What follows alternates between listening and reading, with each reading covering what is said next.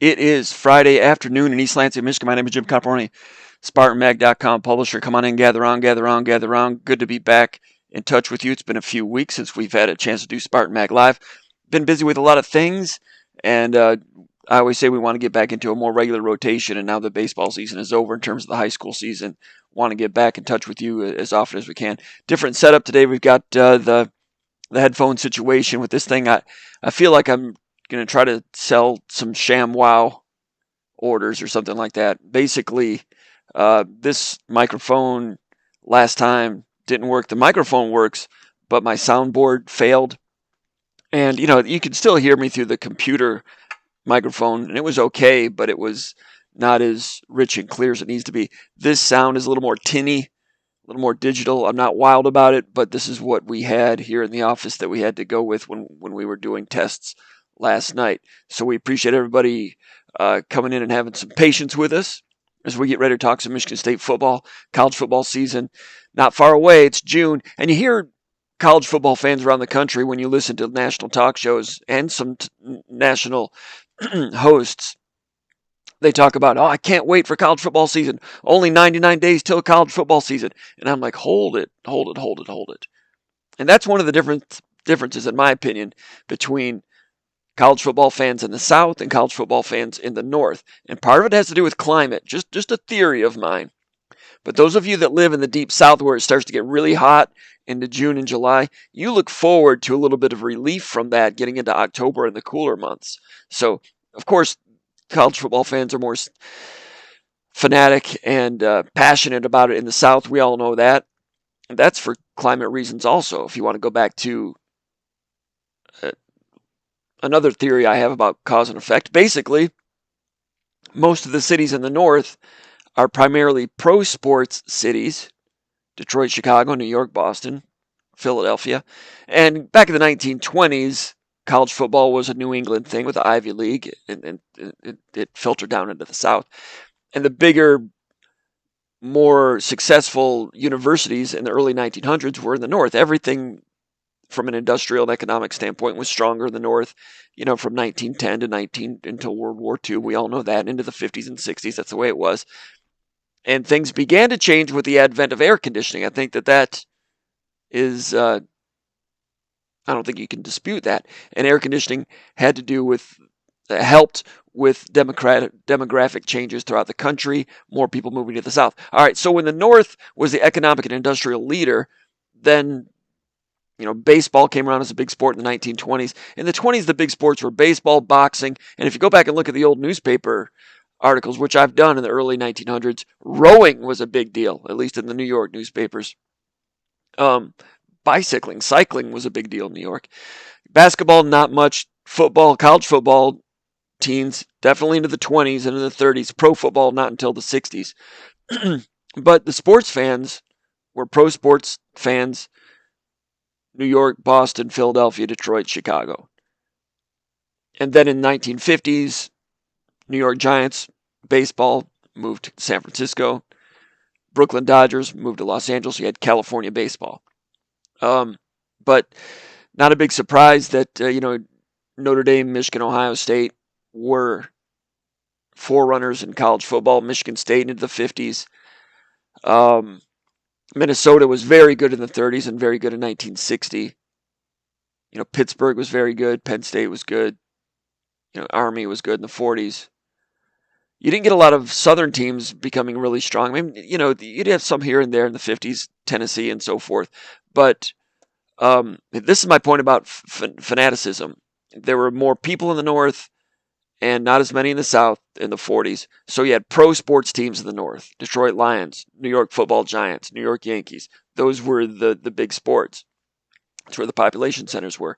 In the South, there were no pro sports teams. It was the Milwaukee Braves. Cincinnati Reds St. Louis Cardinals were the closest thing to Southern pro sports teams. So, and there was college football that was becoming a big deal down there. Not as many people, and it wasn't integrated yet.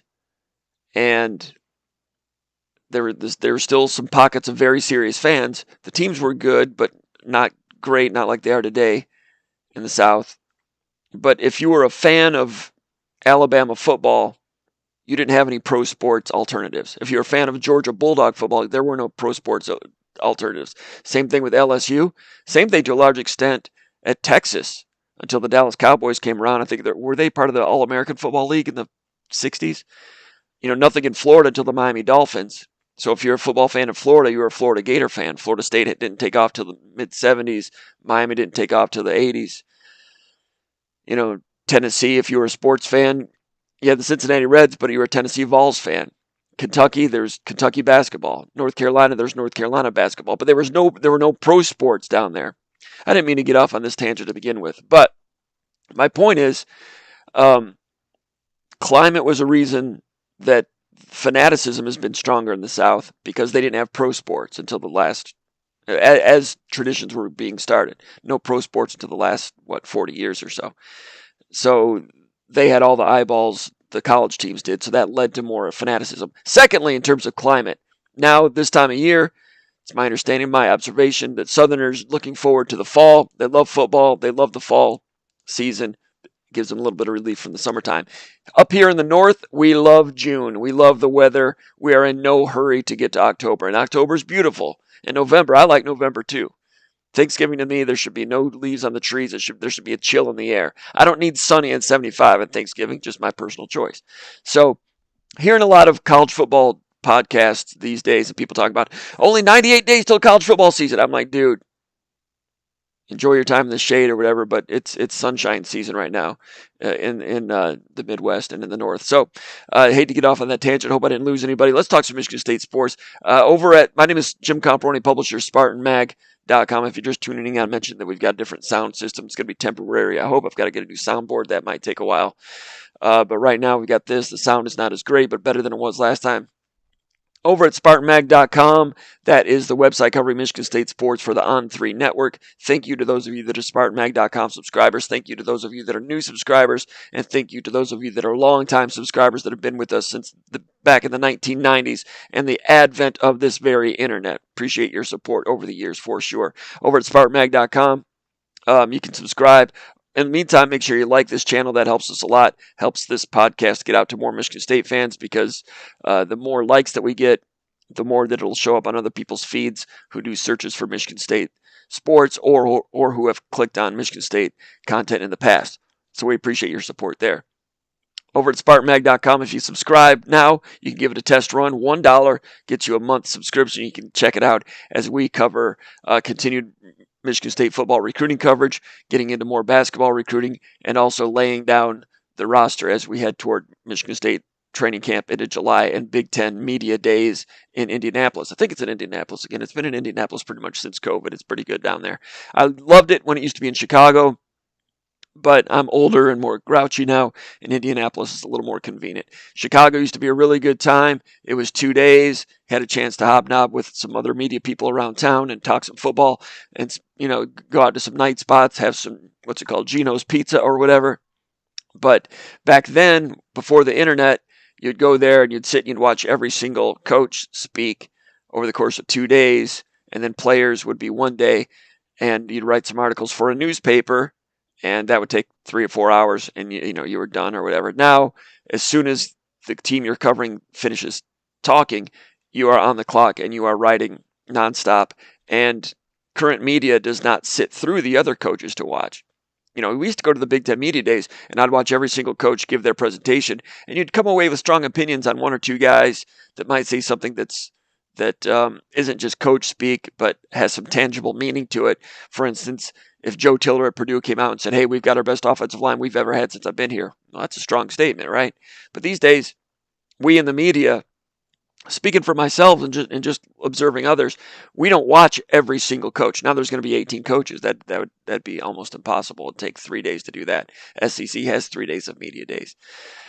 But now you basically, for most media, just watches the guy that they cover and maybe one or two other teams preceding the guy that you cover. And you come away, at least speaking for myself, and I would think that most of the veteran writers would say the same thing, and media members, you come away from Big Ten Media Days knowing less about the conference as a whole than used to be the case 25, 30 years ago when you sat and watched everybody and had sit-downs with every coach. But that's the way it is. information is more immediate now with the internet and so forth. I say now, it's been internet for 30 years, but 25 years. So more siloed information and maybe less broad-based knowledge. So we'll try to, I don't know if that's good or bad. That's just the way it is, my observation. Over at SpartanMag.com, $1, you can get a subscription over there. We think that you'll like it. If you're watching this and you're into Michigan State sports in the month of June, looking toward football, go over there, give it a try, $1 for a month. Over at SpartanMag.com, Underground Bunker Message Board, that is the forum for Michigan State sports. It's been around since the 1990s. It is the church of what's happening now for Michigan State sports. It is the daily narrative on Michigan State sports, all things Michigan State sports, and some interesting off-topic things as well. Let's get to question number one. Over at SpartanMag.com, Underground Bunker, I invited SpartanMag.com subscribers to post questions. We will be fielding those questions here today. Make sure to give us a like, subscribe to the channel, and I'll be looking at your comments over in the comments area. I'll browse through that right now and check it out. Normally we do this at night, but it's been a busy week. Sometimes we do it in the afternoon. Maybe we do that a little bit more in the future. We'll have to wait and see. We won't have as many people piling in right now as we normally would on a Monday night or a Tuesday night. I realize a lot of people are off work already and heading up north or going on vacation and so forth. But that's okay. Not as many live participants. That's all right. It's not ideal, but those of you can watch it on demand later on through the course of the weekend and into Monday. But had to do it on Friday. It was now or never. I'm going to be on the road here pretty soon doing some family stuff. Going into the weekend. Happy Father's Day to everybody. Happy Father's Day to all our fathers out there, our very important fathers. Fathers in America, a very, very important resource. And I'm here to support the fathers nationwide, in the country, in the city, coast to coast. All of you, happy Father's Day. Many, all of you, almost all of you, do a great job. You know who you are. I'm not going to say everybody, but because I don't know, I'm not in there. But fathers don't get enough attaboys. I'm here to give you attaboys. Attaboy dads. Have a great weekend. All right, question number one from Mullen Lobby 88 out of Gladwin, Michigan. He says, one thing I just noticed I'm not going to have. I guess I could. I don't really have a cough button here, so that could become a problem. I'll have to find the button. I've got it, but I'll have to find it. Anyway, he says, Jim, a few months into the Jonathan Smith tenure, what are your observations on their approach to recruiting? They seem to be quite methodical and intentional with offers and visits.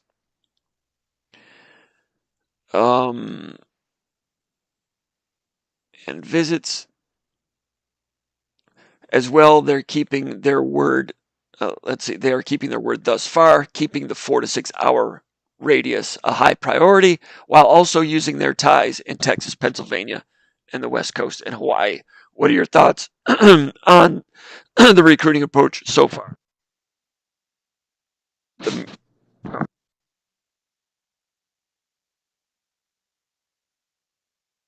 Just heard in my ear that when I do that, I hear mute on. So maybe that's my cough button. I didn't know that. It's the first time I've used these. All right. In terms of recruiting, Michigan State has had 30 different, they've had about 24 official visits, 6 more coming in this week. Anyway, the total is 30 in terms of players that are scheduled to take official visits to Michigan State or have already taken them in the month of June. 30 players. Of those 30, 7 are from Michigan, 4 from Texas, 3 from Florida, 3 Ohio, 3 California. 15 different states. The most from those 5 states: Michigan, Texas, Florida, Ohio, California. 1 each from Georgia, Tennessee, Virginia, New York, Wisconsin, North Carolina, Utah, Hawaii, Pennsylvania, and Illinois. Not as much. More West Coast, more California, with 3, including 1 commitment. Actually, 2 commitments, California. Hawaii, Utah. So more West Coast, as you would expect with Michigan State's coaches coming from the West Coast. 7 from Michigan, 7 official visitors. I think that Jonathan Smith has been more aggressive in Michigan and Ohio. Tucker recruited in Michigan, but maybe didn't go top to bottom as thoroughly as Smith is here at the beginning. 3 from Ohio. That's a start. I think that could be more in the near future. we were at camp this week. There were a few guys from Ohio there. I think in the future you may see more from Ohio in the camp in that 4 to 6 hour radius as they become more acclimated to recruiting in the Midwest. So you're right, the 4 to 6 hour radius, they are doing more in that regard, and we are seeing that with official visits. Right now, we'll talk more about recruiting with more of these questions coming up. Question number 2. Desert Sparty from Arizona says, Comp, what are your thoughts on the Sadie Washington hire? Sadie Washington is Michigan State's new basketball assistant hire. Tom Izzo officially announced his hiring last week. We had hinted a month ago that he would be a strong candidate and had been saying in the 2 weeks previously that it looked like that was going to happen. Sadie Washington, the son of former Michigan State great Stan Washington. You know, Izzo's known Sadie Washington since Sadie was 15 years old. Michigan State recruited Sadie Washington when Izzo was an assistant coach for Judd Heathcote in the early 1990s. I've mentioned this before on other programs. You know, Sadie was really close to getting an offer from Michigan State. I remember Judd Heathcote talking about that back in 1994 when, Michigan State had a player by the name of Ray Weathers from Jackson, Michigan. In that year, that recruiting year, they came out the same year. And Michigan State basically had room for one combo type guard, and they went with Ray Weathers over Sadie Washington, but it was close. And Izzo recruited Sadie Washington. And everybody loved Ray Weathers. I've never really asked Izzo. Izzo may very well have wanted Sadie over Ray. I don't know. He probably wouldn't say today. But Izzo and Sadie remained close. Sadie Washington went to Western Michigan, had a great career there. Was first team All-MAC twice. Helped Western Michigan win the Mid-America Conference, go to the NCAA tournament. They upset Clemson in the NCAA tournament, went to the second round. Sadie Washington, terrific hero in Western Michigan. Went and played professionally overseas, then became a coach with Nate Oates at Romulus High School, I think. I think I remember that.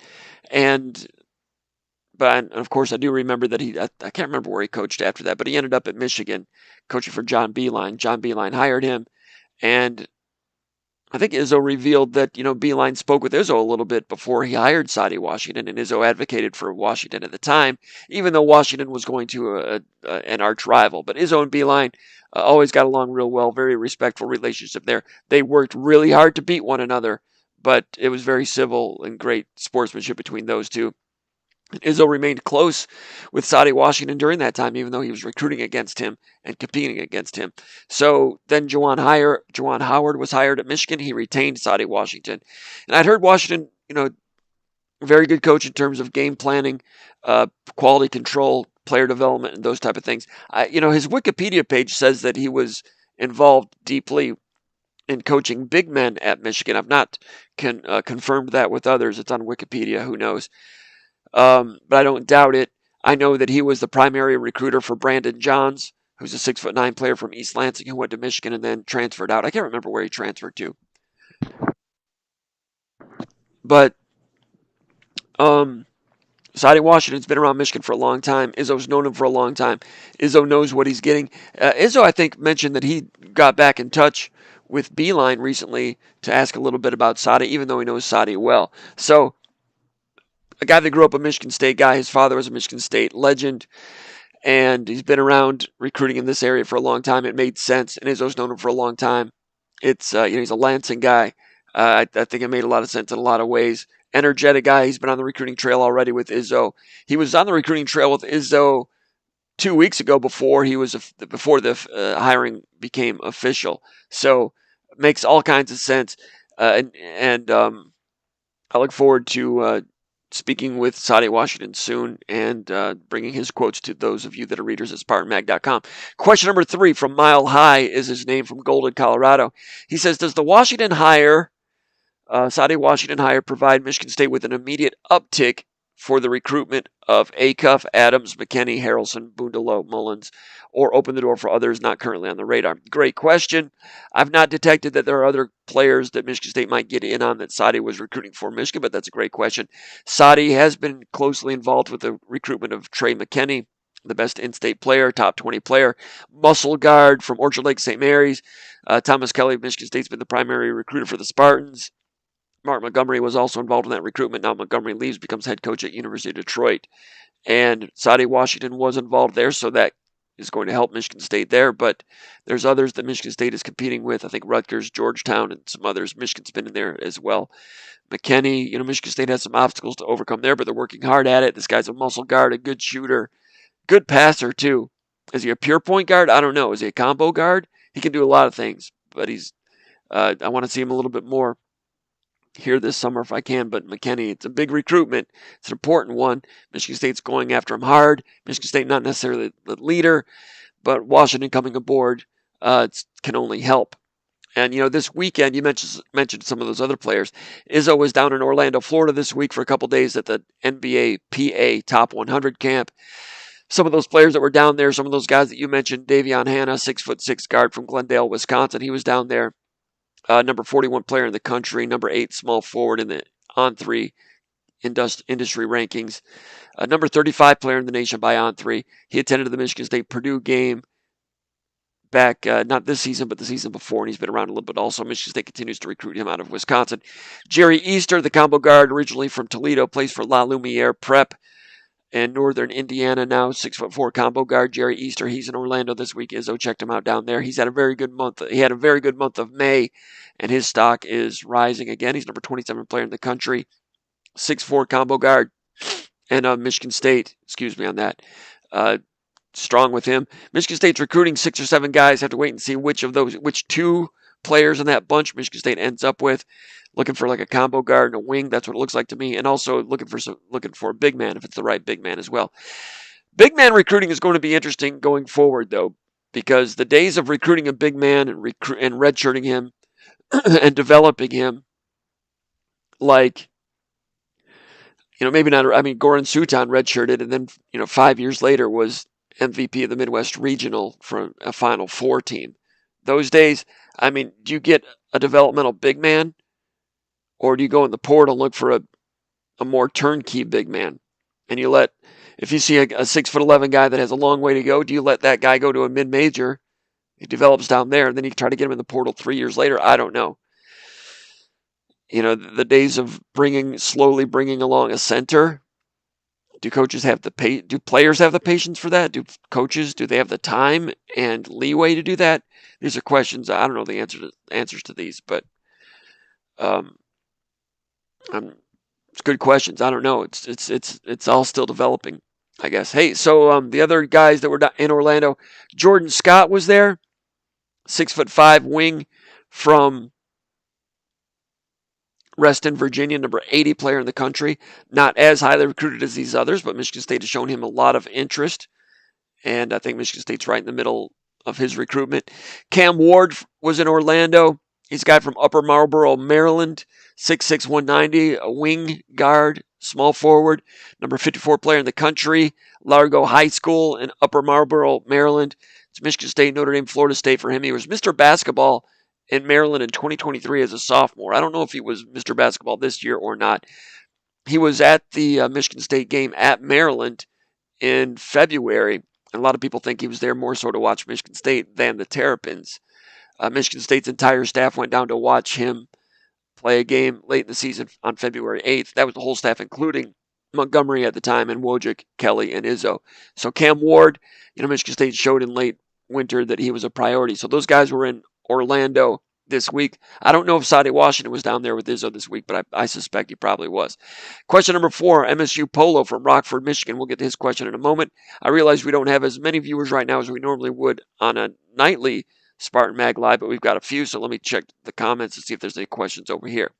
If there are questions, we'd be happy to entertain them. No questions this time. It looks like a lot of you guys might be watching at work, or maybe got one foot out the door, leading off from first base a little bit, ready to steal second and get on with your weekend. Not as many comments today as there usually is, but I can appreciate that. Over in the comments section, we've got Andrew Erdman. We got some different people checking in now. Usually the starting 5, it's a lot of the usual suspects. We got some new people coming in out of the portal right now that are among the first to comment. We appreciate that. Andrew Erdman among the first. We're looking at our starting 5 right now. Karen's in our starting 5 for sure. Adam Smells is here. Tom Helderman is here. Tom and Tanya checking in. Hope Tanya's doing well. Thinking about you. Spartan Nation rooting for you. Hope you're doing great. J.R. Jr. is here.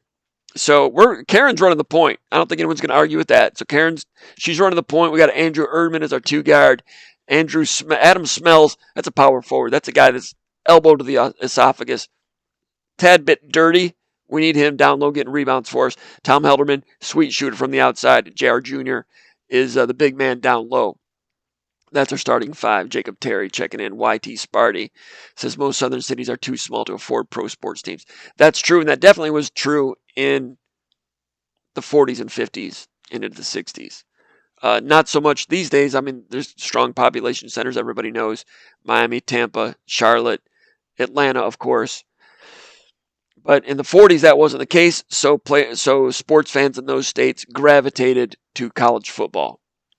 And that's what kicked off the fanaticism down there, and it's still a big deal. You know, when Izzo took that job at LSU, he mentioned that to the writers down there, just how, in SEC country, they brand now, it just means more, which it does, and that's true.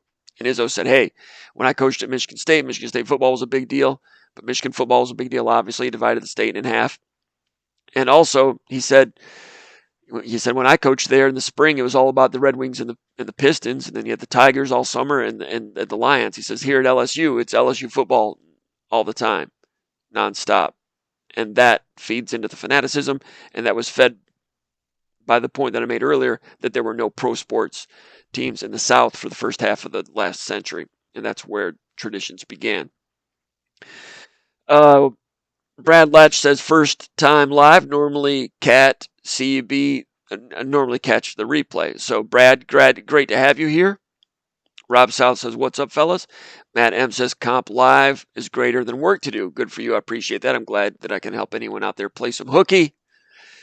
But it's not quite hooky. It's casual Friday. Everybody's leading off heading toward a holiday weekend. And I realize that Father's Day is not really a holiday. You don't get work off on Monday. But like I said earlier, Father's Day is a big attaboy weekend to all of you that are fathers, and those of you that are going to be fathers. Good for you. Clark Merrier says, happy to be playing hooky from work with you. By the way, soon to be father Wozniak, Michigan State's tight end coach. I was talking with him at camp a little bit this week. He has 3 children. He's a young man, and he's got a 4th one on the way and going to be born any day. So that 4th one will be born in Lansing, Michigan. He had others that were born in, I can't remember now, but various states. Tight ends coach and recruiting coordinator at Michigan State. So good luck to the Wozniak family and Mrs. Wozniak. Clark Merrier, Global Merchant says, let's go. Whitey Sparty says, Drew Nickel. I don't know what that's about, but he's an offensive line recruit. Global Merchant says offensive line depth is the key to more than 4.5 wins this year. Do you agree or disagree? I'll stop right there and we'll get back to more comments later. Yeah, I would agree. Offensive line play and quarterback play. We all know Aiden Childs is very talented. Now he needs to show that he can hit the curveball on a regular basis. He's got great talent, great arm talent, better arm talent than I've ever seen from a freshman at Michigan State. And academically, he just finished his freshman year. He's a rising sophomore in terms of playing eligibility. But in terms of just arm release, mobility, tools like crazy. Spring game was a little bit of an adventure for him. Still getting used to his receivers and still getting acclimated to making reads. And, watching him at Oregon State last year for a true freshman thrown in there, and he had dozens of in-game reps, and I see the highlights, but I've not been able to watch the incompletions, which usually tell you more about where a player is. And I've mentioned this before, but I had some Oregon State games saved on my DVR, and they're gone now. And if you go on YouTube and look for Oregon State games, you can find highlights like 10-minute snippets and 15-minute cut-ups. For some reason, no one in the Pac-12 posts full games on the internet. I don't know if the Pac-12 network used to shut them down or what, but for instance, last night I went looking for film of Nakai Martinez, the safety played for Central Florida last year, committed a transfer to Michigan State. He'll be in the 2 deep at the safety position. Started to watch him and looked at Central Florida's schedule. I said, okay, they played Oklahoma kind of tough. I think it was mid-October, midway through the year. I'm sure that game's on YouTube somewhere. Did a search, boom, found it on YouTube, no problem. I've got the whole game. I've just started watching it, so I don't have any insight on Nakai Martinez yet. But, excuse me, sorry about that. But I had no doubt I'd be able to find an Oklahoma Central Florida game, mainly because it's Oklahoma, right? But go look for a full game of Oregon State or Stanford or Washington State. It's really hard to find, and that bothers me. Sorry about that, but these are the things that bother me in my work. Not a bad job to have. But anyway, I would like to go back and watch full Oregon State games and watch Aiden Childs and watch his incompletions last year. But you're not going to find that with highlights and cut-ups. So I don't have a great feel for that. Spring game, he flashed some things. Maybe wasn't as smooth in some areas as maybe some people were hoping. So Childs has a lot of talent, but he needs to show that he can hit the curveball at this level. I don't doubt that he can. When I make that analogy about hitting the curveball, that's a baseball analogy, because in baseball, players get drafted based on physical ability and so forth, but you don't really know if they can hit a major league curveball until they get to that level. There's no way to simulate it on the draft circuit or the evaluation circuit. Similarly with Childs, all the talent in the world, now can he make the reads on time and on target? The coaches are very high on him, but that's a big key. Obviously, your starting quarterback. So offensive line, starting quarterback are the keys to winning more than 4.5 games. I would agree with that. Let's get back to the Q&A, the mailbag portion. And by the way, because my soundboard is out, we can't have guests. So Big Movie still in the bullpen, Jason Killip in the bullpen. With the new setup, might be able to go more interview style and bring their faces up here. And do it that way rather than through the phones, because again, the soundboard's not working, and I'm pretty upset about that and some other things too. But not letting it get me down too much; it's just bothering me internally, and I just keep it inside and go bike around and walk around and maybe get a workout in and get it all out that way, right? Something like that. Question 4, MSU Paulo from Rockford says, "What is your early read on the biggest strength and weakness of the team for the upcoming season? With that said, do you foresee a 5-win type of team or better?" 5 wins for Michigan State this year.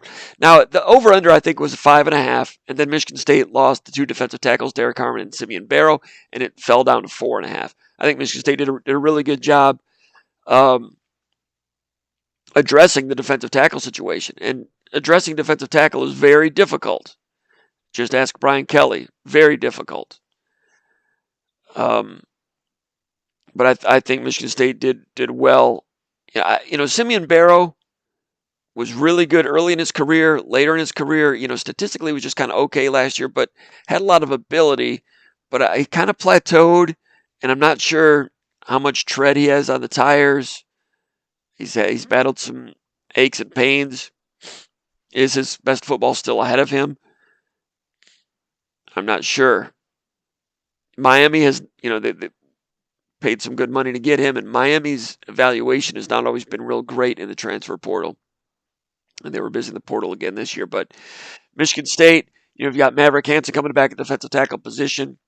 They went out, and this is where I thought Michigan State did a pretty good job, and they had to, after losing 2 of their 3 best defensive tackles.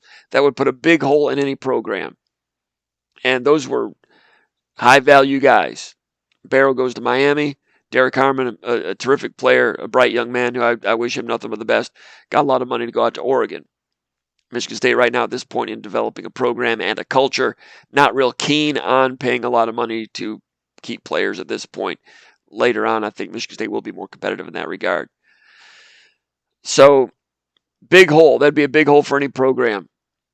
Michigan State, I think, did a really good job on paper and on film in terms of going to the defensive tackle program, going to the defensive tackle portal and patching those holes. Taquan Dowse coming in from Georgia Tech at 20 starts at Georgia Tech.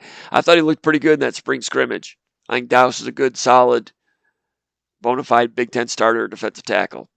They go out and get Ben Roberts from Oregon. I think Roberts was expected to be one of the 3 best defensive tackles at Oregon this year. They get Derek Harmon, which might have bumped him down just a tad. But the good thing about Roberts, I think he has 3 years of eligibility remaining, right? And Coach Lange, Michigan State's defensive line coach, I apologize. I still don't have the pronunciation on his full name down, and in all respect, I need to get that together. Because I'm not big on calling people Coach Wozniak or Coach Lange. That just doesn't sound professional to me. I'd rather use their full name, and we'll be doing that here in the near future. But Lange had a relationship with Roberts. They bring him in, and watching him in the Oregon spring game, he looks like a good, solid, bona fide defensive tackle, Big Ten level defensive tackle. I think Dowse, Hansen, Roberts, solid at defensive tackle. And then you've got Ruquan Buckley coming in from Nebraska, who, is a body. I don't think he's a plus guy, but I think he can go in and be firm and not get blown off the ball, which is what you want from reserve defensive tackles. Jalen Satchel coming in from Old Dominion. I've not watched him yet. I've not seen his film yet. So Buckley and Satchel. So you go out and get Roberts, Buckley, Dowse, and Satchel. 4 brand new defensive tackles. I think it'll be better than last year's defensive tackle situation. They went out and got Jalen Sami, who was kind of injured on the way in, and he was okay in short spurts, but didn't play a lot.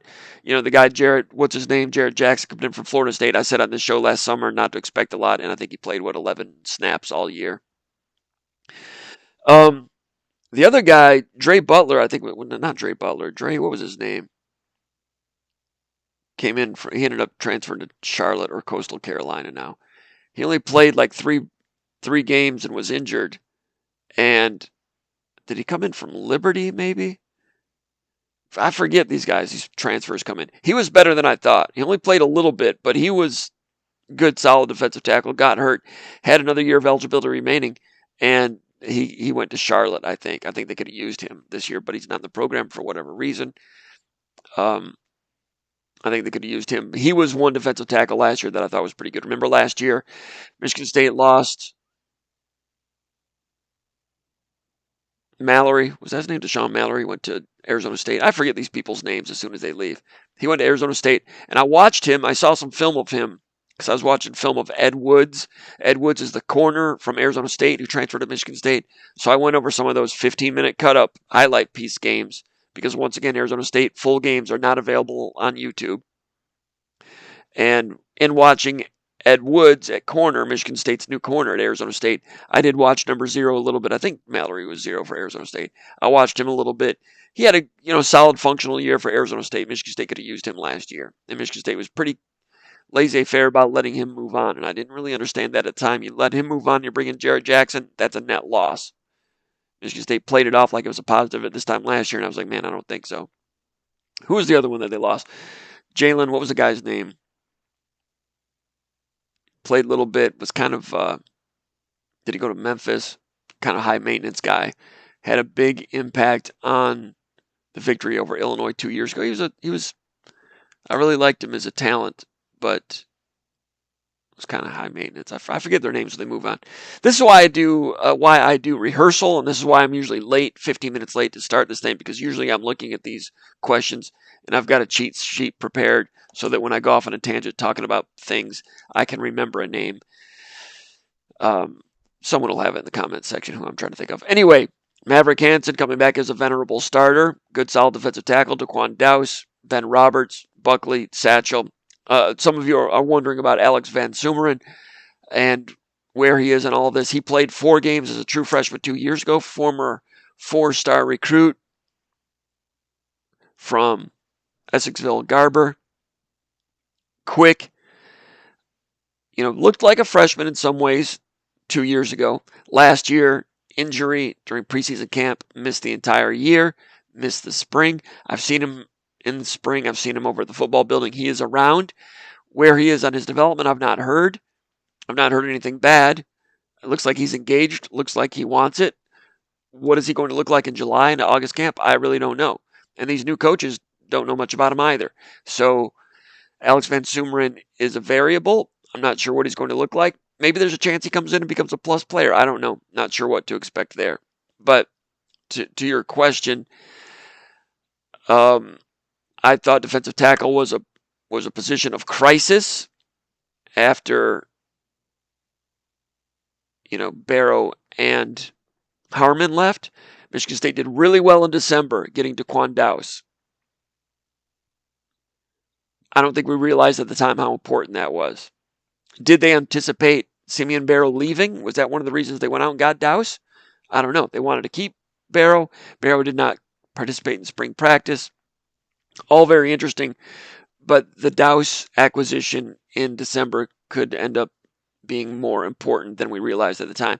And he could have a really good year this year at that position and might not put up great stats, but just being good, functional, and firm at defensive tackle is so important, because if you're not firm there at defensive tackle, if you can't withstand double team blocking, then the boat don't float. I realize that's poor grammar, but it's a saying. The thing sinks if the defensive tackles are not robust. And I'm not saying Dowse is great, but he's functional. Like I said, 20 starts at Georgia Tech, looked good in the spring. Dowse was a good one.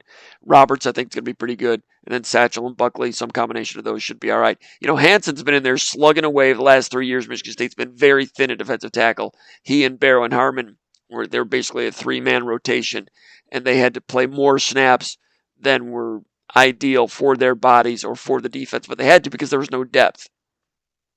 So Hanson's been slugging out. He's a year 6 guy now, right? Hanson's a true dinosaur. I've got a lot of respect for that guy. Hanson, interestingly, was part of the last football team at Farmington Hills Harrison. Harrison was a long time Michigan high school football powerhouse. And they closed the school. Hanson was on that last team at Harrison. So he was the last one at Harrison. And he was the last guy included in the 2019 or 2018 recruiting class? Was that D'Antonio's last recruiting class? 2019? Maybe 2018? I could look it up. He was an 11th hour addition. He was committed to a Mid-America Conference team. Last guy in. And he was happy to be a Michigan State commitment. I remember seeing him at the recruiting camp, Michigan State's football camp, the big man camp at the time, and they would do a bench press test then. And he did it. I can't remember how many reps of 225. I assume it was 225. Maybe it's a lower figure for high school kids. I don't know. But he did it and put up a decent number, but he was not happy with his number, and he wanted to do it again. And he waited like 5 minutes later, and he's like, hey, let me do it again. And Ken Manning, the strength coach at the time, was like, no, believe me, nobody on the face of the earth could do that test and then come back 5 minutes later and do better. Just, keep a handle on yourselves. Do well at camp. Appreciate your passion, but no. Maverick Hanson wanted to do the bench press test again because he felt he could do better. Hey, Hanson is a can-do type of attitude. Came to Michigan State redshirted, and he slowly became a starter, a depth chart guy and a starter. And, he voiced last year when the coaching change was going on that he would like to come back for a 6th year if the new staff would have him. Of course they wanted him. Plays a position of need that every program needs, a defensive tackle. He's a proven player, but he's a Michigan State guy through and through. Good student. So no surprise that the new coaching staff appreciates Maverick Hanson and wanted him to stay. So he's a dinosaur in that he was the last guy standing at Farmington Hills Harrison, the last guy into the last recruiting class for Mark D'Antonio, 6th year guy, and he's still around, and he wants to help make a change here. He's a guy that's gone through all the last 3 coaches at Michigan State, and he's played more snaps the last 3 years than were prudent, possibly, but he's a hardworking guy, Maverick Hanson. Give him a helmet sticker right now going into Father's Day. By the way, I'm not going to get into that, but it'll be I'm not going to say anything more about that. There's some personal stuff with Maverick. Father's Day is going to be poignant for him this year, so thinking about you. I didn't think I was going to mention that, but hey, we're live and we're not editing, so anyway, the question was, what's your read on the biggest strengths and weaknesses for the team? I thought defensive tackle would be a weakness. I don't think it's as much of a weakness now. I don't think it's a strength yet, but I think Michigan State low-key did a real good job patching those holes there. The strength of the Michigan State team, I'd start with special teams. Kicker, Jonathan Kim, was the honorable mention All Big Ten this year. A couple of 50-yarders. Would like to improve his percentage of makes, I think. It's the first time he's ever been the kicker for a team. He was the second stringer behind a very good one at North Carolina for a number of years. Jonathan Kim made a positive impact for Michigan State last year. opted to come back this year. Strong leg, 50 yards plus. Could have, who knows, if he has a real great accurate year this year, maybe he can be a pro at some level. But Jonathan Kim is a plus at kicker, and Ryan Eckley, arguably going to be the best punter in the Big Ten this year statistically. So, credit to the previous staff for going out and scouting Kim out of the portal, and Ryan Eckley bringing him in as a walk-on from Florida. Eckley and Kim give Michigan State strength there in terms of the kicking game. In terms of total special teams, I'll have to wait and see what goes on with protections and return team and coverage and things like that. Chad Wilt will be overseeing that, and we'll have to see what that looks like. But the two guys that put the foot into the ball, very good. That's a strength right there. Weaknesses, offensive line. I thought, secondary I thought was going to be a weakness for a minute because the defense has been so bad for the last 3 years and pass defense. Although I think individually, Michigan State has had some pretty good individuals in the secondary, but collectively, just the defense was just terrible over the last couple of years. We all know that, right? But Chance Rucker last year is a true freshman. His PFF grades are just okay, but I've mentioned this before. I don't remember him looking like a freshman last year, so now can he gain more traction and make progress toward becoming a plus player? That'll be interesting to see. Charles Brantley's back with a lot of quickness and a guy that wants to hit hard, has some tenacity to him. He's still just a slight guy at maybe 170, and sometimes he breaks himself. But, Brantley has some experience, has some quickness. Can he stay healthy? In the meantime, Ed Woods coming in from Arizona State. It's going to be hard to keep Ed Woods off the starting unit. So I think Woods got a good chance to start. The other starters at Rutgers, at Brantley, have to wait and see. Jeremiah Hughes coming in from LSU. Legend Cavazos coming in from North Carolina with some experience. Those are kind of body guys. Maybe they rotate in. I'm not sure. It'll be a competition. A lot of Michigan State's other corners moved out via the portal. But secondary, the safety position, I think, can be a strength. Even with Jaden Mangum going to Michigan, Malik Spencer is going into year 3 as a starter. He's going to be good, solid plus. Dylan Tatum becoming one of the faces of the program, I would say. Played at corner for a couple of years out of necessity. He's built more like a natural safety, so now he's moving to more of his natural position. I've never seen him play safety other than the spring game. I'm assuming he's going to be pretty good. That's one to keep an eye on. If Tatum does come around, then the tandem of Spencer and Tatum should be good, along with Nikai Martinez, mentioned him a moment ago, the guy coming in, transferring from Central Florida, 13 starts at Central Florida. I'm still watching film of him and getting an opinion on him, and I've reached out to some other people to get some more input on Martinez. So the safety position, even though there's new faces there with Tatum, even though Mangum left, who I think is going to be a good solid player at Michigan, was a good solid player at Michigan State with 2 years remaining of eligibility, probably an all Big Ten guy at some point. Even with Mangum leaving and Tatum moving to a new position, Martinez coming in, I think safety could be a position of strength moving forward, which I would not have thought not long ago.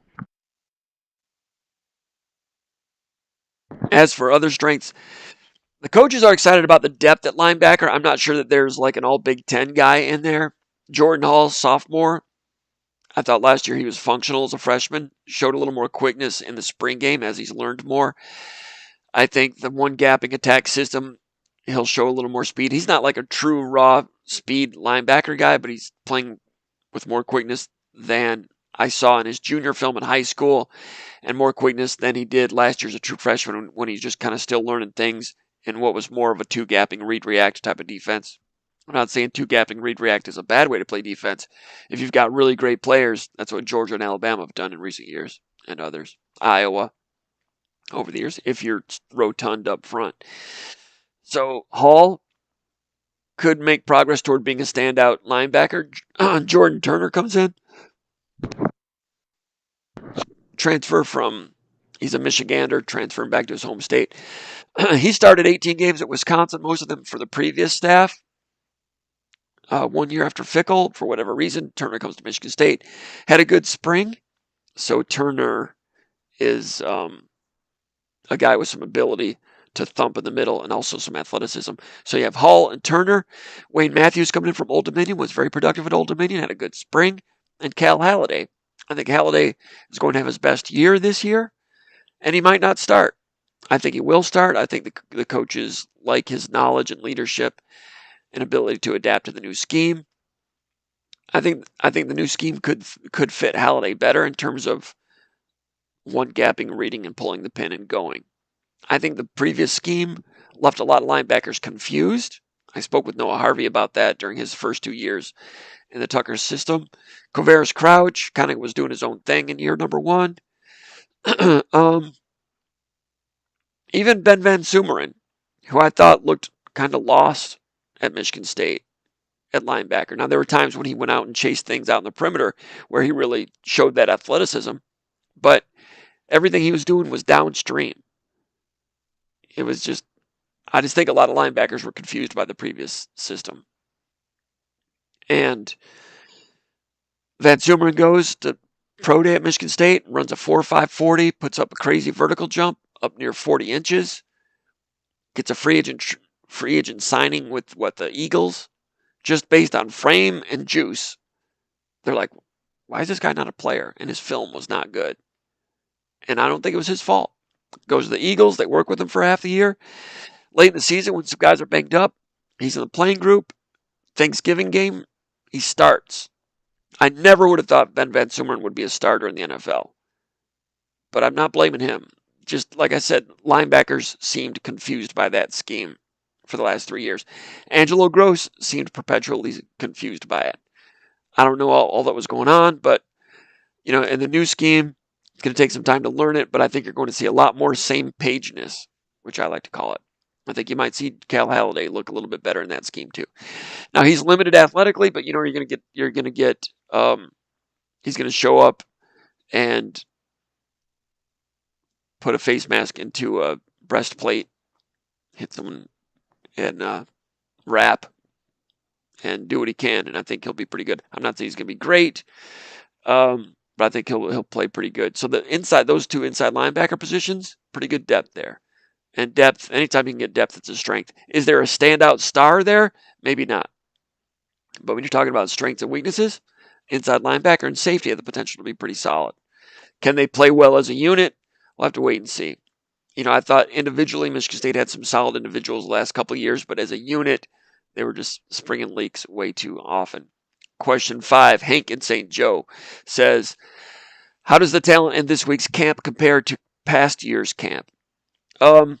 Camp in general, and I wrote this in a story over at SpartanMag.com right now, or last night. You can view it over there right now, or after this, or whatever. But talent was, the camp situation is going through a metamorphosis, just like every other part of college football with NIL and transfer portal and all those things.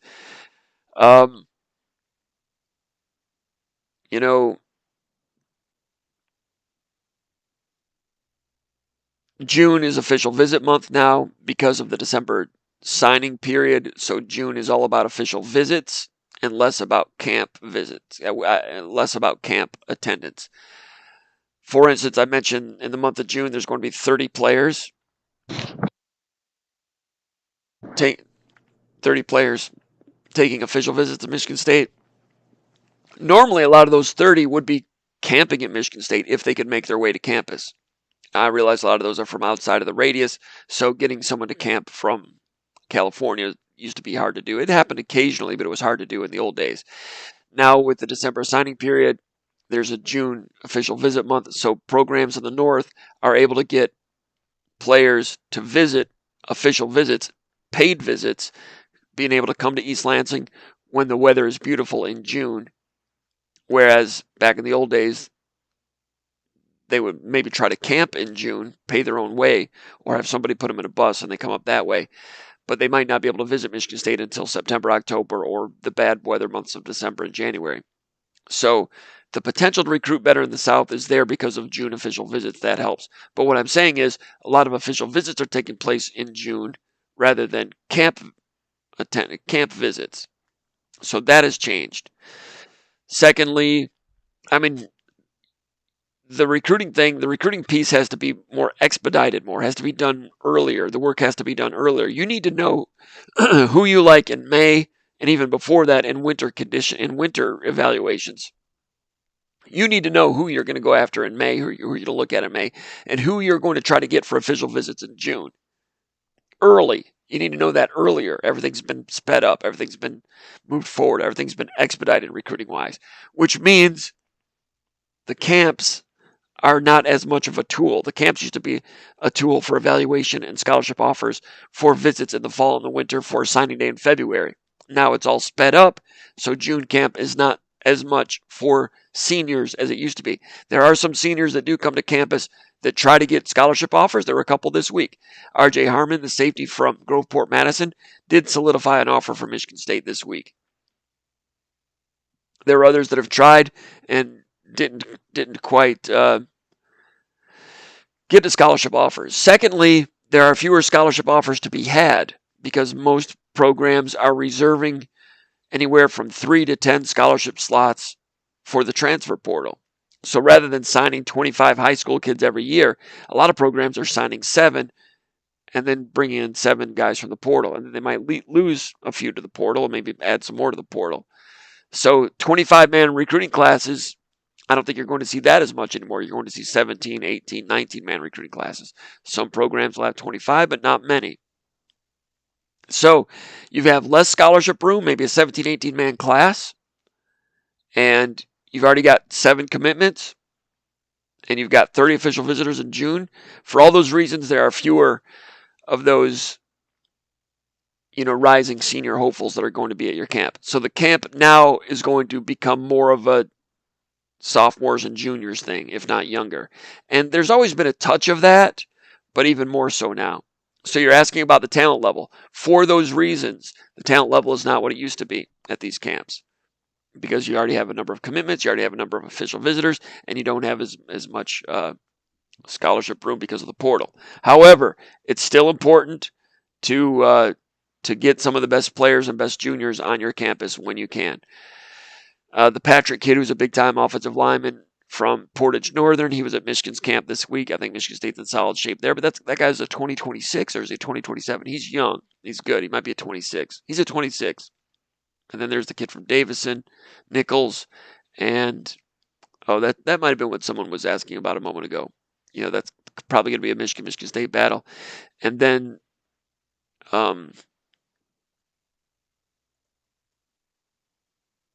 Sullivan Garvin from Allegan, 6'6", 300. He was on campus this week. He's also an underclass offensive lineman. So Garvin was on campus this week at Michigan State.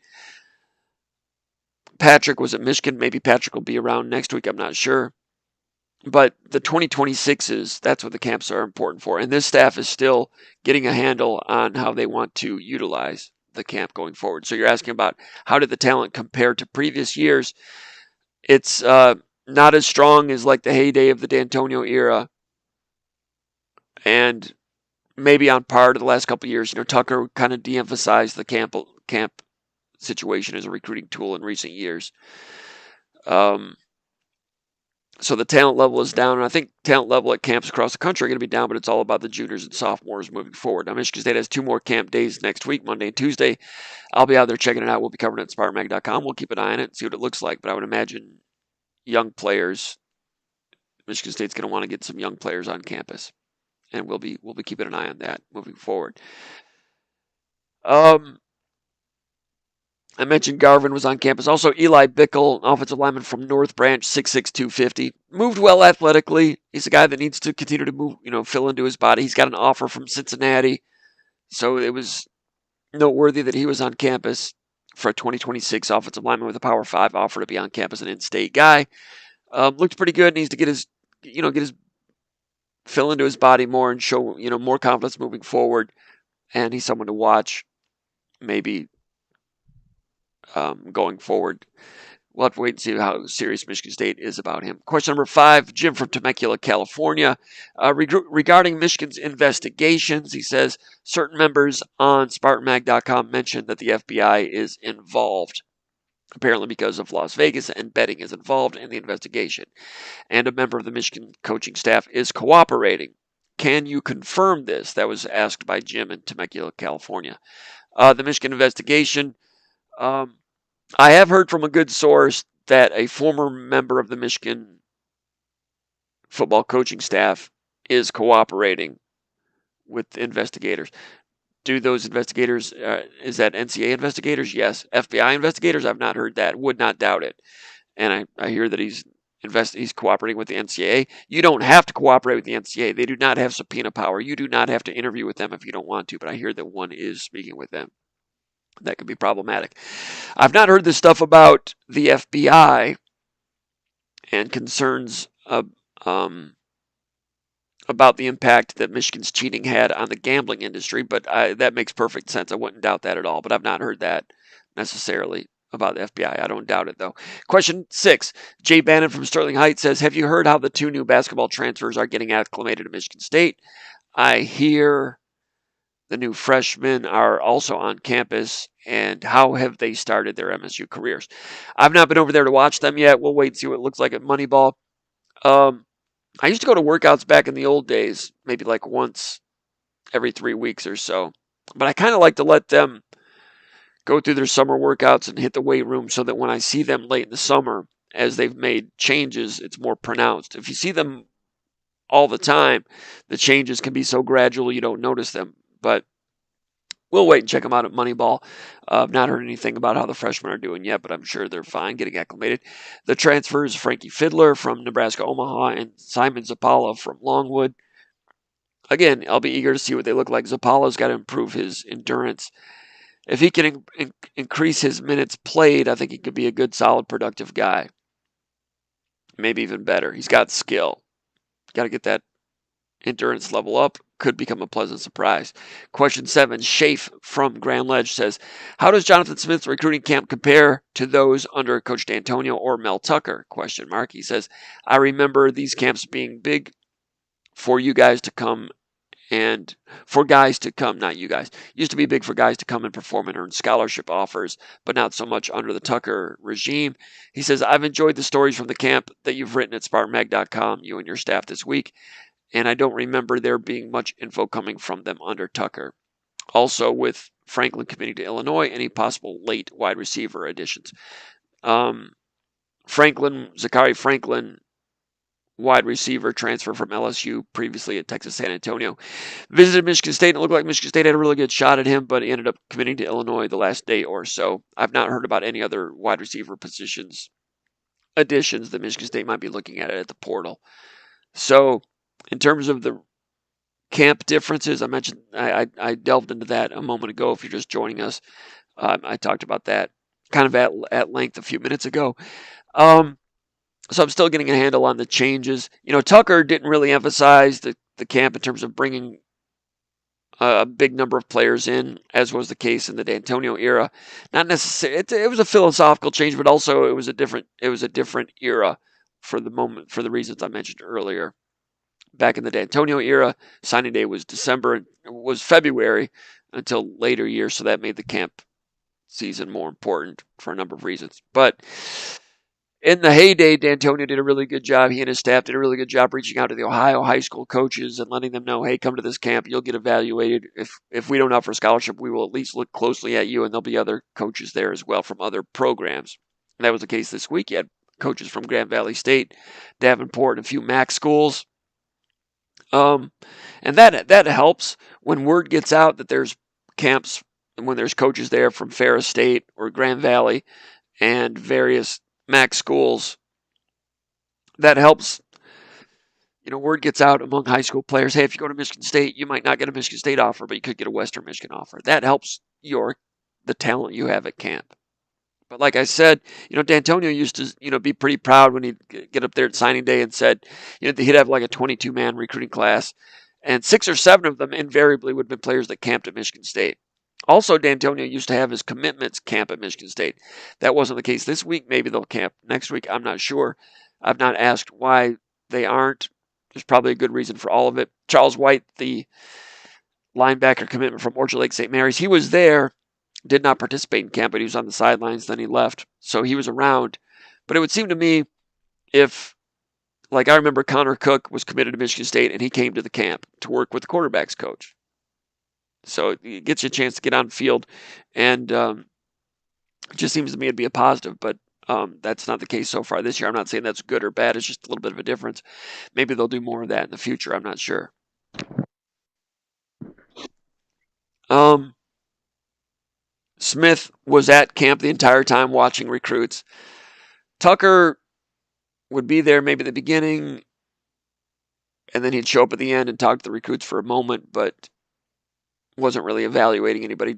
D'Antonio would, that I could tell anyway, D'Antonio was heavy into the defensive back drills at camp.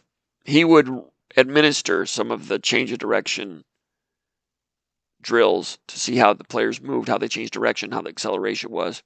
And, all coaches have their favorite drills, so they've got a working knowledge of what players are supposed to look like with certain drills. D'Antonio would get out there. I remember when he was putting, you know, various players through the paces out there.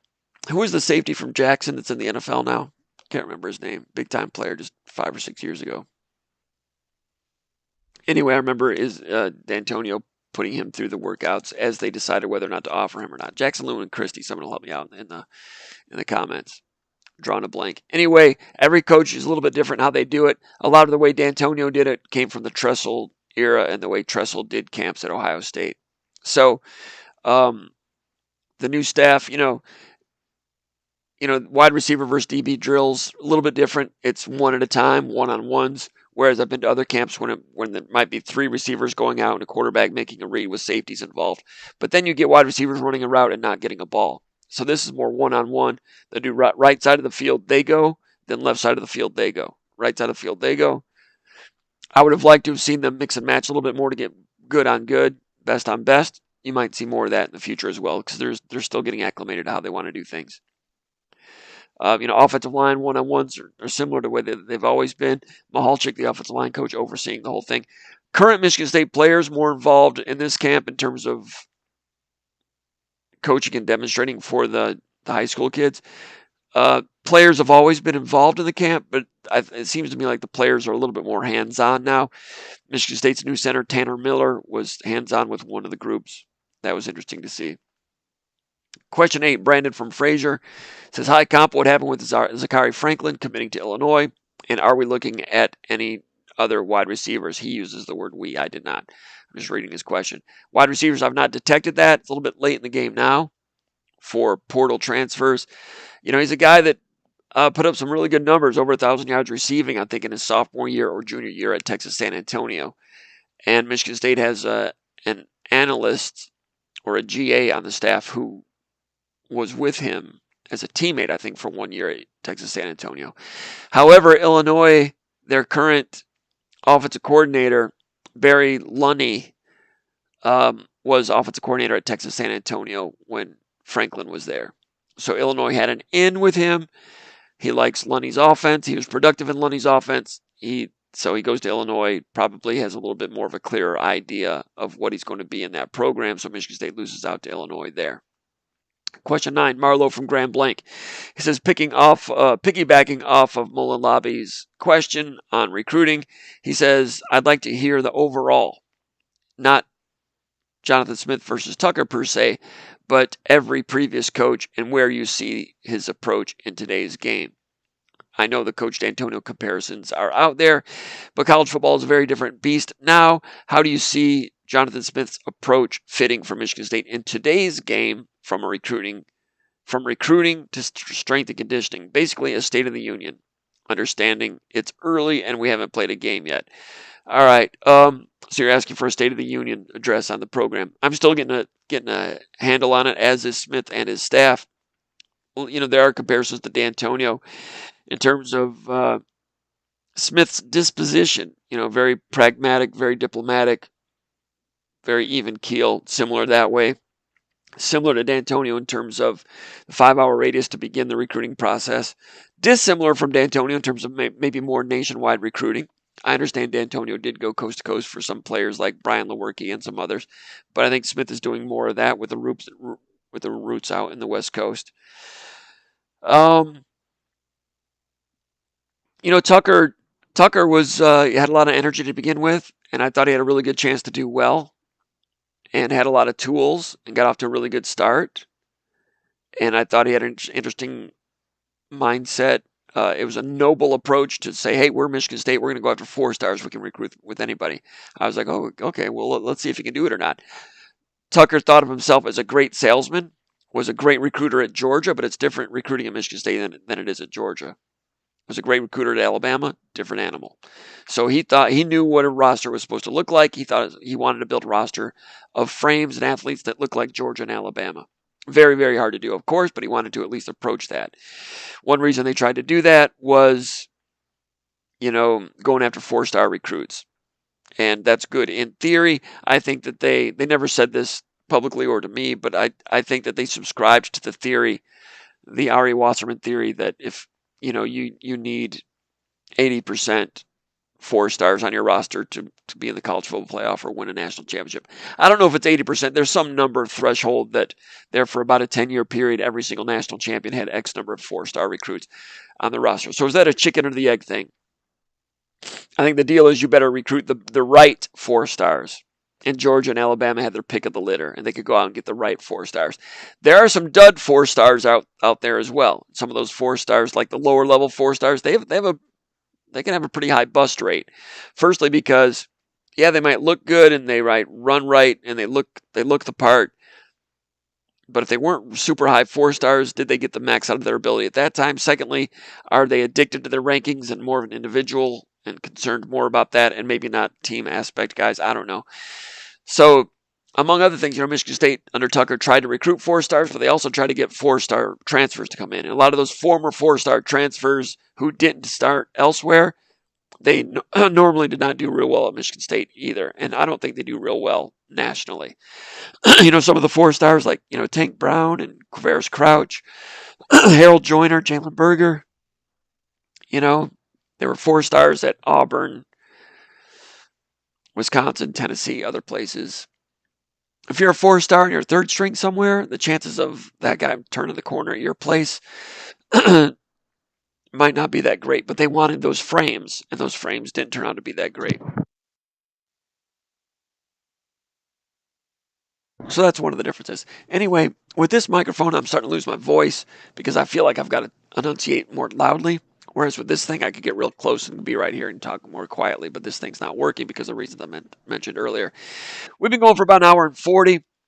I'm going to cut it off right now because my voice is failing.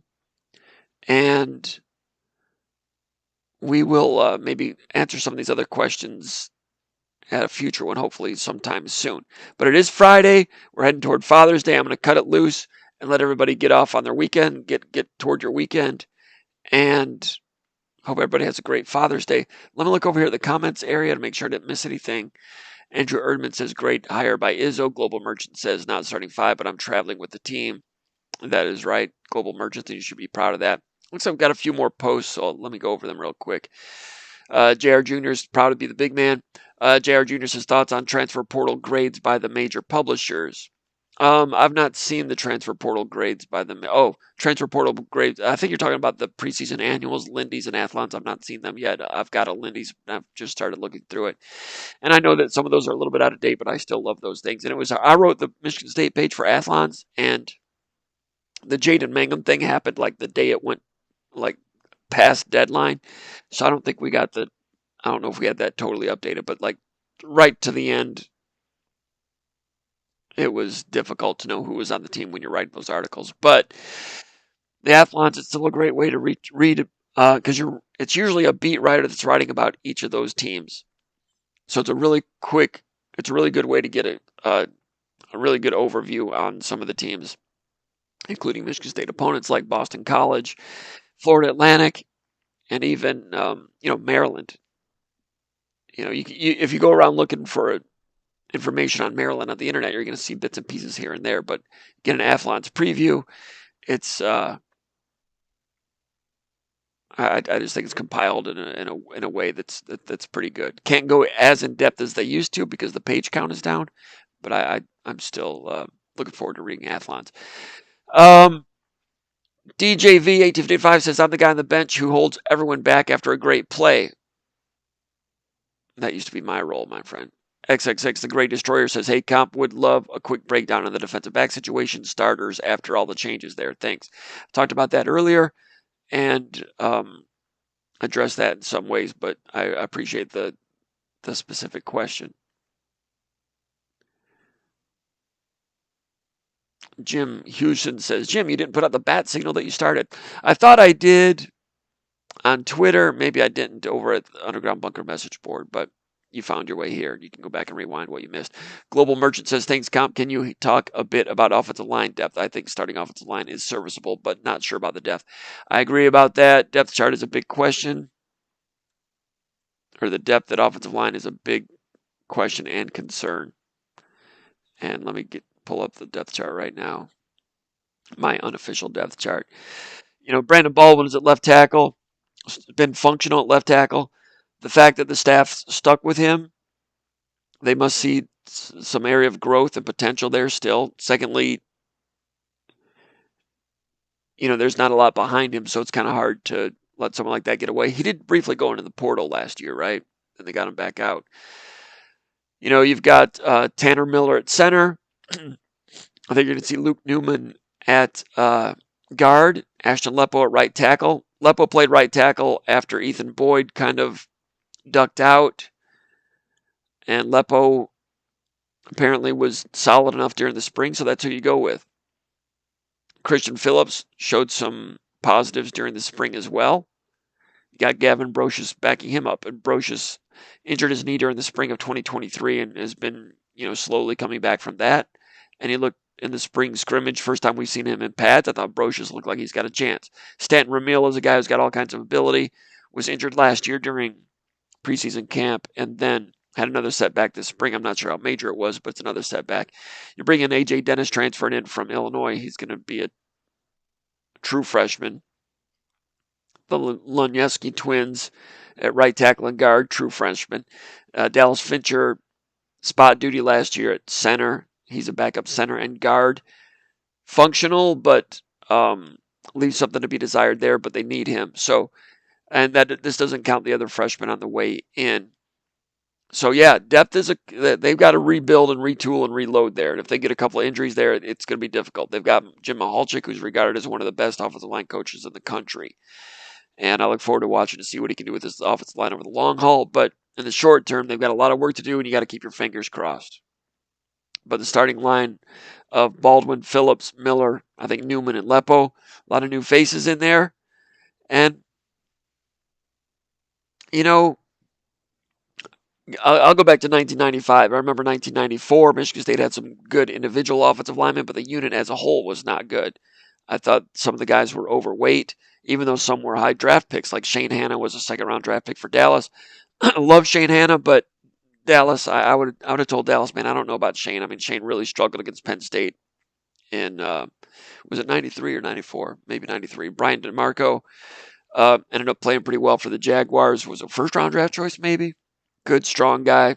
Back then had a 500-pound bench press, which back then was huge. It is today as well. You had Hanna and DeMarco on the same offensive line, and they just kind of struggled. Burkmeyer was a center. I've talked about that group a lot. Brett Lorius, whose son I think is going to be a walk-on now at Michigan State, was on that group too. But good individuals, but that they just were not a good unit, and maybe not the fault of their own. It was maybe the fault of the strength and conditioning staff late in the Perlis era, and the offensive line coach, who went on to do great things in the NFL, but his offensive line at Michigan State in 93 was not very good. Talk about Pat Morris. That offensive line, 92, 93, 94, not good. Really good in the late 80s. I don't know what happened. Went to the NFL, had a lot of success there. I don't know what happened in 92, 93, 94 with some pretty good individuals. I don't know. 95, Saban comes in. Ken Manny, first-year strength coach. Jim Bowman, first-year offensive line coach. And a bunch of no-name offensive linemen. Some guys who had some ability, but who had been in danger of falling through the cracks. Came in with like Flozell Adams, who was in danger of becoming a bust. And if the previous staff had stayed on, probably would have been a bust. The best thing that ever happened to Flozell Adams, and I've not spoken with him about this. I just watched him come in as a 4-star, 5-star, 4.5-star recruit, even though there was no 4-star system back then. It was called blue chips back then. He was a top 100 recruit, and then just didn't do much his first couple of years. And then Saban and Bowman and Manny came in, and Adams got it on track, became, borderline All-American type of guy and stalwart NFL pro. Flozell Adams. Yeah, talk about Matt Beard and Brian Musalam. Those guys were older guys, good students, had not gotten on the field, and they were starting the next year. And that offensive line was so much better at 95 than it was at 94 with less talent. Sometimes that can happen with a new offensive line coach. I don't know if the pieces are in place for this, but I like the way Luke Newman looked at Holy Cross against Boston College and a couple other ones that I watched. I think he's going to be pretty good. He played left tackle at Holy Cross. If necessary, well, I'll talk more about that in the future. But Lepo, I don't know. Right tackle, I mean, we'll talk more about that as the summer goes along. I'll go back over my spring game notes on him. There was some hot and cold there, but um, the depth at offensive line is something that needs to be rebuilt, and they're working on it. I think the Lunuski guys for high school freshmen, freshman guys that should be in high school, I thought they looked in the spring scrimmage. I thought they looked capable. They got a long way to go. These are teenagers, but I thought they looked promising. Thank you, Jesse Adams. Jalen Hunt was the name I'm looking for. Went to Memphis, then to Houston, now at Cincinnati, I think. Jalen Hunt, a lot of ability, but high maintenance. So Memphis to Houston, now Cincinnati. A lot of ability, but high maintenance. But he was, when Michigan State won a couple of games in 2022, the upset at Illinois. Yeah, that was an upset that year. And a couple other wins when Michigan State had injuries on the defensive line and those guys had to move around. Hunt actually had a couple of good games there. A lot of ability, but had to move on. But Michigan State was kind of willing to let him go last year, and Mallory, and I was like, what? Okay, I kind of see it, but you bring in Jarrett Jackson and Jalen Sami. I don't know. Sami's a good guy. Everybody likes him, but that's about it.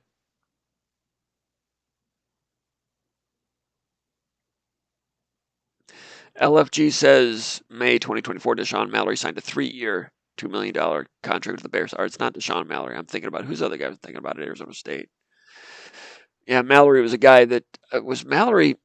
Mallory didn't get drafted, right? And was that the year that Michigan State's string of NFL draft picks ended? There was a 1 year, Michigan State. So Michigan State, Michigan, and maybe Notre Dame and Florida had a player drafted every single year of the modern NFL draft. And then there was the year where Michigan State broke their string. And I think Mallory signed as a free agent that year. He should have been drafted. But there was not an NFL GM smart enough to take him. So the streak ended. I think that was that same year. All right, what was the guy's name? There's a Chicago guy like Mallory. Anyway.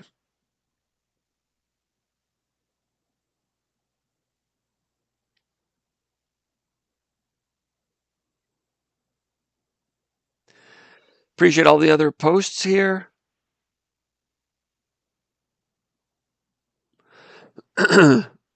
LFG says, I love out west college football, but I'm originally from Highland, Michigan. I'm familiar with both worlds of Big Ten and Pac-12. Highland. Did you play in the High White Little League by any chance? High White Little League? They're on M59, Milford Road.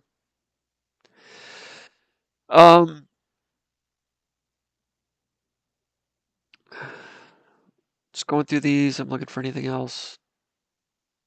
Looks like we're always done. Well, all right, I got to look up the guy's name. I'm so embarrassed I can't think of the guy's name.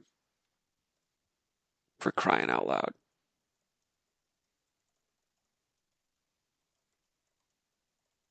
I suck sometimes, I tell you. No, it was Deshaun Mallory. Deshaun Mallory. Did Mallory sign with? So who was the guy that from Evanston, Illinois, who was in the NFL? You said Deshaun Mallory signed a 3-year deal with the Bears? That can't be right. Free agent? I don't know. That's why I don't do this during the rehearsal. Was it Raequan Williams? Was that his name? Raequan Williams, yeah. He's with the Eagles now. Evanston, Illinois. 6'4", 305. Second team All Big Ten. And I think he went undrafted. Deshaun Mallory and Raekwon Williams, both Chicagoland defensive linemen. And the Chicagoland produces defensive linemen. I'm telling you that's a great place for defensive linemen. Yeah, he went undrafted in 2020. And I think that was the year that Michigan State's streak ended. Raekwon Williams doing a fine job in the NFL, should have been drafted. Second team All Big Ten. So NFL GMs and all their wisdom blew it on that guy, and that screwed over Michigan State's consecutive draft streak. In terms of offensive linemen in the Chicago area, I'll leave you with this. Keep an eye on one, defensive tackle, Brad Fitzgibbon. He's a recruit that Michigan State got a visit from back the weekend of May 31st. He visited Kansas the weekend of June 7th. He's going to Iowa the week of June 21st. He plans to decide by the end of this month. Brad Fitzgibbon, he's ranked number 27 in Illinois. Watching his film earlier today, number 93 defensive lineman in the country, he's better than that. Now, Illinois, there's like 4 or 5 defensive linemen in Illinois ranked ahead of him. And I guess I don't doubt that. I've not looked at all of their film yet. But this guy, Brad Fitzgibbon, is a classic 3-star type of Midwestern defensive tackle, the type of guy that usually ends up at Iowa, maybe Michigan, and becomes all Big Ten. Now, it's a long way from here. I'm just telling you that this is a guy, a 3-star ranked number, 27 in Illinois. Good, solid, rotund, quick defensive tackle. I rank defensive tackles higher than most human beings. Why? Because they're in demand, and there's not many of them walking the face of the earth. I'm not a guy that's going to put your garden variety 5'10" wide receiver ahead of a good functional defensive tackle. And this guy, I think, is functional plus. That doesn't mean he's going to stay healthy and he's going to guarantee to be a great college player. I'm saying he's a very good college prospect. You only need to watch 3 or 4 clips to see that he's a good, quick, tough, rotund battler with a good, solid, square body frame who uses his hands well.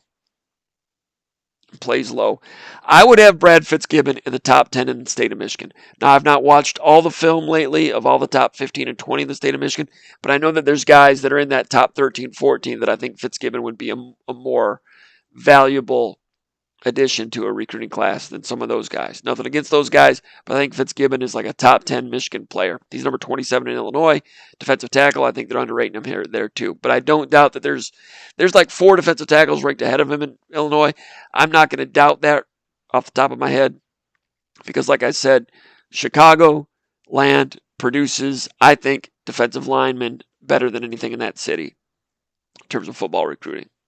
And Fitzgibbon might be the latest. We just talked about a couple, Mallory and Raekwon Williams. And I like Fitzgibbon a lot as a prospect. Michigan State's going to be battling with Kansas and Iowa to get him. It's going to be tough. He visited, but keep an eye on that guy, Brad Fitzgibbon. I'll leave you with that. Anyway, thanks for checking in. Hope everybody has a great Father's Day weekend. Those of you that are dads, great job. Keep doing what you do. And we will see you hopefully next week. We'll get another one of these going. Thanks for checking us out. We'll get back to the better microphone next week. Hopefully my voice will be better because I won't feel like I need to enunciate out. And if I could just keep it in right here, which I probably can do, but I got to adapt to the new equipment. And I'm not happy about it, but I'm happy that you guys joined us. And we'll keep working to make this thing better and better. Thanks to our people at SpartanMag.com, Paul Konerdijk, Jake Laskawa, Jason Killip, Kenny Jordan, Big Movie. We'll be hearing from him again soon. Appreciate all the subscribers at SpartanMag.com. We'd love for you to become one. $1 1 month. Go check it out, SpartanMag.com. Have a great weekend, everybody. Take care. Thanks for checking us out. We'll see you next time. Thank you.